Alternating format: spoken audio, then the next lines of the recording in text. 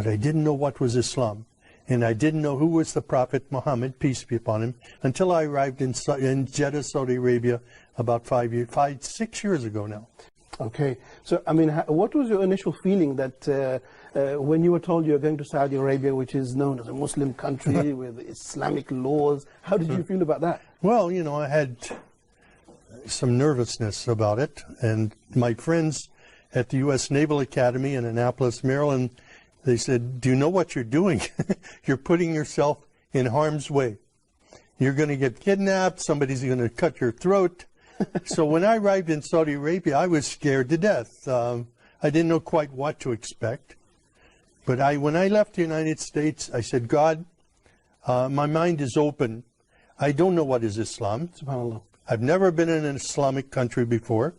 And I don't know about the Prophet Muhammad, peace be upon him, but show me what is truth and what is not truth.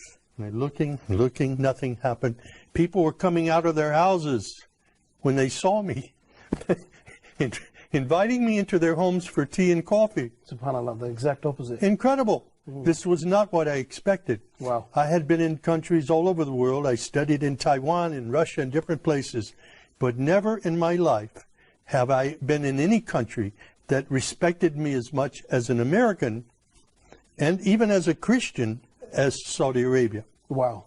SubhanAllah, showing the manners of Islam even in our daily lives. Well, finally, I walked to the mosque and I knocked on the door and I said, my name is Sam.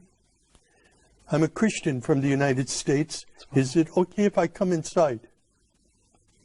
And the Muaddin, Shafiq Zubair, he hugged me. Wow. And he said, please, come in. And I sat there for 3 days in the back of the mosque, looking and observing and watching people pray. And then I asked Shafiq, can you teach me to pray like a Muslim? And he taught me the first surah of the Quran, Alhamdulillahi Rabbil Alameen. It was such a blessing. I was memorizing only sounds, but then I would look and I would try to figure out what each sound meant, what each word meant. And as I studied it, I saw Ar-Rahman Ar-Rahim, grace and mercy, forgiveness of sins. Wow. My life was transformed immediately. It was the love of God and the love of the Muslims around me that drew me to Islam. Excellent. And I received a card that I was an official Muslim. I got in the car and went to Mecca immediately. Wow. And when I saw the Kaaba for the first time and fell on my knees and my face in prayer, it was there that I was just filled with God's Spirit and understood the love of Islam, the mercy of Islam for people everywhere. SubhanAllah. And when you did go into Mecca and you went into the Kaaba, you mentioned your feelings when you saw the Kaaba itself, but what were your feelings like when you saw people stand for prayer, like thousands of people coming together and following instructions like that? Well, it was invigorating. It was, I was enthused in my faith. I was confirmed in my faith by prayer at that time. And it was the first time for me to kneel and pray with other Muslims. It was a great experience. And Christians need to understand what is truly Islam. I was totally misled by what I saw in news reports in the West before I came to Saudi Arabia.